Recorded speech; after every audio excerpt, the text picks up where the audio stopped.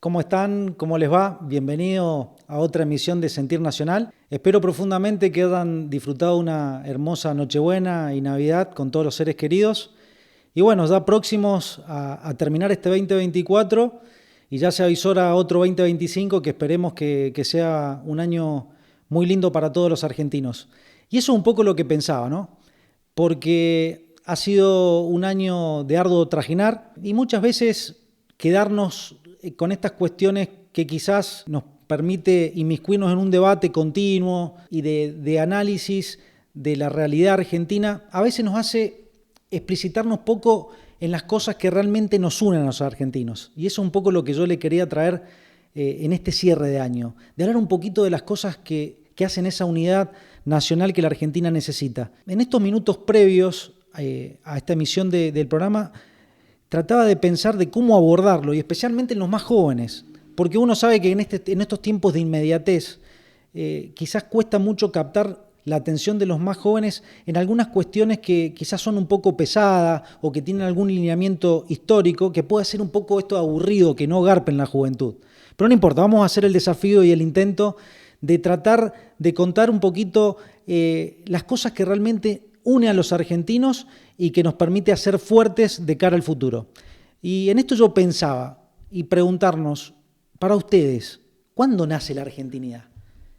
¿Cuándo nace ese ser argentino, ese ser nacional? ¿Ustedes qué piensan?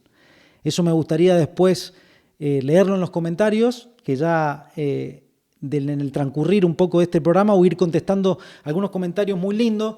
A los haters no les voy a dar mucha importancia, me encanta que estén presentes porque sé que el bichito un poco les pica y está bueno ese odio también poder recibirlo y devolverlo de la mejor manera posible y tratando de que abracen las causas nacionales. Volviendo a este punto, ¿qué piensan para ustedes que cuándo nace la argentinidad, ese ser argentino? Saben que yo profundamente pienso y estoy convencido que si hay algo que la argentinidad no nace en 1810, soy un convencido de eso. Nace muchísimo antes. Podría decir del plano literario y poético que podría nacer con el poema de Martín del Barco Centenera, pero también fervientemente puedo decir que la Argentina se empieza a vislumbrar cuando el virrey Ceballos repele en Colonia del Sacramento a la invasión británica de McNamara. También puedo decir con mucha vehemencia que la argentinidad se sigue solidificando en 1806 y 1807 con las invasiones inglesas, sin lugar a duda.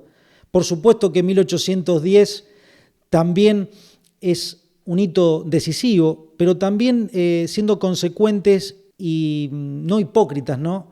Que nos sacamos el collar visible Borbón español para ponernos el collar invisible inglés. 1816 y esa independencia que logramos tan ansiada y que no solamente consolidó la independencia argentina, sino a través de la gesta libertadora de San Martín, también de Chile y Perú. Y así se fueron sucediendo los años y esa argentinidad se fue nutriendo y agigantando también en las guerras civiles, que fueron muy cruentas en 1820, en esa década, y que esa argentinidad que también la podemos ver en Dorrego, en ese fusilamiento que yo les hablaba la semana pasada. Una argentinidad que también la podemos ver en el Gaucho Rivero resistiendo en 1833 cuando ya tenemos la usurpación de Malvinas. La podemos ver también con la ley de aduanas de don Juan Manuel de Rosas. La podemos ver en la Vuelta de Obligado. Miren si es profunda esa argentinidad. Y en esto quiero también detenerme en algún comentario que me hicieron. Muchos grandes observadores que están detrás de esa cámara me acotaban lo siguiente: Nahuel, vos sos radical, y lo decían por este libro que yo tengo en este extremo donde estoy con mi dedo índice, que es la historia del radicalismo de Gabriel del Mazo. Y es muy bueno ese comentario. ¿Y saben por qué? Porque dentro del movimiento nacional el radicalismo también es una piedra fundamental. Y fundamentalmente Gabriel del Mazo, y que recomiendo esa bibliografía, fue un tipo brillante no solamente en su pluma, sino también en su pensamiento, y formó parte de la Fuerza de Orientación Radical de la Joven Argentina, Forja, que fue un hilo conductor entre lo que es Hipólito Yrigoyen y Juan Domingo Perón. El radicalismo sin duda forma parte del movimiento nacional y un poco quiero desmontar esa dicotomía entre radicales y peronistas como si fuesen algo ajeno, y que es muy necesario hacer hincapié en eso porque forman parte del movimiento nacional, tanto el radicalismo como el peronismo. Pero este origen del movimiento nacional vienen desde este poema que yo decía de Martín del Barco, Centenera de la Argentina, y transitando en todo este relato histórico que lo estoy haciendo y que no los quiero aburrir y vamos a continuar. Estábamos con Juan Manuel de Rosas en la batalla de Vuelta de Obligado, pero ¿qué es lo que sucede después? Sucede la batalla de Caseros, y en esa batalla de Caseros, la Confederación Argentina tuvo que resistir el embate de otra posición federal. Fíjense lo paradójico de la historia, que es de la figura de Urquiza, que después más adelante podríamos dedicarle un programa a Urquiza, pero Urquiza conforma el Ejército Grande, apoyado fundamentalmente por el Imperio del Brasil, y acá hubo una mano británica muy importante. Y fíjense, hay un dato histórico muy colorido, que la batalla de Caseros se plasma un 3 de febrero de 1852, pero la entrada triunfal a Buenos Aires se da un 20 de febrero de 1852. Entre el 3 de febrero y el 20 de febrero estuvo detenido el ejército esperando que se consuma esa fecha del 20 e ingresar a Buenos Aires. ¿Saben por qué? Porque se conmemoraba otra fecha del aniversario de la victoria argentina en la batalla de Ituzaingó en la guerra ante el Brasil. Fíjense lo preponderante que fue la influencia del Imperio de Brasil en la batalla de Caseros, que se convenció a Urquiza para esperar el ingreso triunfal a Buenos Aires que sea un 20 de febrero. Ese era un insulto a ese ser argentino, a esa nacionalidad incipiente argentina. Y eso mucho no se dice y no se explica en la historia, y que tiene que ver un poco con la cultura en la formación de la argentinidad, que yo un poco les estoy enumerando. Una vez ingresado el Ejército Grande este 20 de febrero de 1852, por supuesto, la sed de venganza corrió por Buenos Aires. Y acá viene un dato bastante importante y colorido de nuestra historia, donde uno de los principales y primeros ahorcados que tuvo esta venganza del Ejército Grande sobre el rosismo fue en la figura de Ciriaco Cuitiño, que era uno de los manos derechas de Juan Manuel de Rosas, pero también el padre del fundador de la Unión Cívica Radical, Leonardo Alem. El padre de Leonardo Alem es ahorcado. El padre de Leonardo Alem era rosista. Entonces, es imposible extirpar de la historia del radicalismo ese sentido confederal rosista. Es imposible. Eso Leonardo Alem lo transpiró. La Revolución del Parque de 1892 sin duda tuvo raigambre rosista y federal. Eso ningún radical de buena cepa lo puede llegar a negar.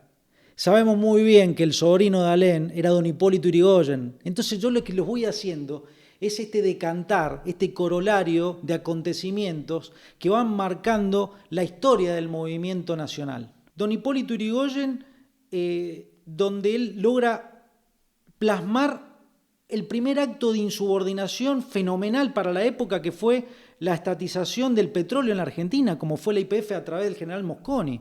Fue un hito histórico, totalmente visceral en la historia argentina. Entonces, el radicalismo no nace de un repollo. El radicalismo también se nutría de ese rosismo que también se venía nutriendo de un montón de cantar que venía de la época virreinal. Hay algo que no se puede desconocer en la Argentina. Tampoco se puede desconocer nuestra raíz y nuestra tradición hispánica. Es un error garrafal caer en esto. Y acá permítanme hacer algunos comentarios, ¿no? Estamos llegando a la época de don Hipólito Yrigoyen. En esa época, ya el 12 de octubre, que anteriormente se lo llamaba el Día de la Raza, se celebraba y había un gran apego a la hispanidad. Eso lo hizo Alem, el mismo Hipólito Yrigoyen, y luego lo hizo Juan Perón y lo hizo Eva Perón. Hay mucho progresismo actual donde hostiga y no reconoce en la hispanidad parte del nacimiento de la Argentina, de la argentinidad, y lo cual es morder la leyenda negra anglosajona. Esto es un debate que hay que dar dentro del movimiento nacional y hay que discutirlo abiertamente. No tiene que ser esto un tabú, la figura del 12 de octubre, ¿sí? Y bien entendido con esto, y estadistas como Hipólito Yrigoyen, Juan Perón y Eva Perón nos hablaban de ese 12 de octubre. Le quiero dar 2 datos de color. Miren, Juan Domingo Perón, cuando vuelve la proscripción, asume la presidencia un 12 de octubre de 1973. ¿Por qué se piensan que fue un 12 de octubre de 1973? No había hispanofobia en Perón, ¿eh?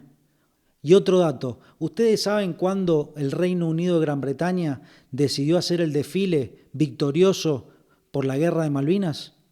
Sí, señores, un 12 de octubre. Tengamos mucha precaución respecto a la interpretación histórica que hay que dar del 12 de octubre. Mucho cuidado con la hispanofobia. Lo que los argentinos no tenemos que morder y el movimiento nacional es la leyenda negra. Desconocer que el radicalismo tiene una raigambre federal rosista es tan miope como negar que el origen del peronismo solamente nace con la revolución del 43 con la figura de Juan Perón. Eso el mismo Juan Domingo Perón, a lo largo de toda su conferencia y todos sus escritos y toda la obra que nos ha dejado, nos los deja muy en claro. El peronismo no nace de un repodo. Perón lo que hace es recoger todos estos recuerdos, como decía Marechal, estos recuerdos del pensamiento popular del pueblo argentino que venían en unas botellas y recogerlos, que era la historia del pueblo argentino, y dárnosla como herencia que nosotros tenemos que continuar.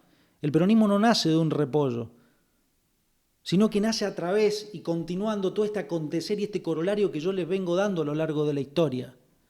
Por lo tanto, eso es caer en otra trampa. Cuando yo hablo de las cosas que nos unen, es ese hilo histórico que les quiero llevar. Hay una continuidad. Y en esto me preocupa algo que yo escuchaba de un concejal de la provincia de Buenos Aires, donde tomó estado público hace un par de semanas, donde decía: San Martín no pudo volver, Rosas no pudo volver, Perón no pudo volver, tildando esto como un fracaso. Y este es un error conceptual, un error de formación muy grave que va en detrimento del movimiento nacional. Es un error garrafal. Por eso es muy importante la formación. Al compañero Rosas, primer gobierno bueno, segundo gobierno bueno, el tercer gobierno, le dijeron: si Rosas no te tomas el palo, estás boleta, Rosas. ¿Qué hizo Rosas? Se tomó el palo. Pero también antes que eso le pasó a San Martín, porque San Martín cruzó los Andes, fue a Perú, Chile, etcétera, etcétera, etcétera, llegó a Mendoza, quiso negociar con los porteños, quedarse en Mendoza como gobernador, 2 intentos de asesinato, y San Martín se tomó el palo. ¿Qué pasó con Perón? Por seguridad también se tomó el palo. San Martín, si no pudo volver, no es porque no quiso. San Martín intentó volver a la República Argentina, pero se encontró con el fusilamiento de Dorrego. San Martín se ofreció volver a la Confederación Argentina y luchar con Juan Manuel de Rosas, y esto está en los escritos, esto hay cartas entre Juan Manuel de Rosas y San Martín, donde San Martín le decía: usted, don Juan Manuel de Rosas, siga resistiendo de la manera que está haciendo contra las grandes potencias anglofrancesas de la época, y avíseme con días de anticipación que yo voy a estar en la Confederación Argentina. Es así que San Martín le lega su sable corvo a Juan Manuel de Rosas. El sable de Juan Manuel de Rosas, el propio Juan Manuel de Rosas, se lo da a Solano López, que luego sufrió la batalla de la Triple Alianza de Argentina y Uruguay contra el Paraguay. Miren si hay una continuidad. Otra cuestión, Artigas se exilió en el Paraguay y no pudo volver. Y eso, ¿ustedes piensan que Artigas se fue al Paraguay y no pudo volver y no sufrió al no verse plasmada la patria grande? ¿Ustedes se piensan, y un error garrafal, Perón, ¿cómo que no volvió? Hubo 18 años de lucha del pueblo argentino y Perón volvió. Entonces este es un error garrafal de formación que tienen algunos compañeros y que esto se tiene que dar a través de la charla constructiva y lo tenemos que hacer puertas adentro. Por eso quiero que quede claro que en la historia del movimiento nacional argentino hay un hilo conductor y que tanto el radicalismo como el peronismo son parte y no se pueden desconocer. Y en ese desconocimiento yo creo que pasa un poco el derrotero que está sufriendo el pueblo argentino. Yendo al plano internacional, me gustaría compartir con ustedes algunas cuestiones de la geopolítica que yo creo que pueden llegar a tener algún tipo de incidencia en la República Argentina, aunque a muchos les llame la atención. El tema de Siria, porque es importante que lo sigamos. Siria forma parte del Comité de Descolonización, especialmente en la comisión relatora, de la Organización de las Naciones Unidas. Ha sido un país donde siempre nos apoyó en la causa Malvinas. Entonces hay que ver la situación que se da ahora, hay que ver cómo esto impacta en lo que es en nuestra causa Malvinas.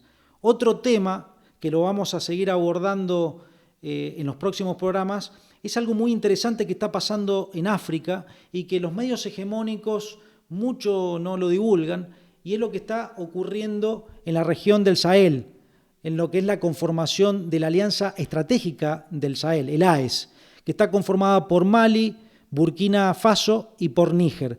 Estos tres países están llevando a cabo políticas totalmente soberanas y con una fuerte implicancia en la independencia económica y una descolonización pronunciada ante fundamentalmente lo que es Francia.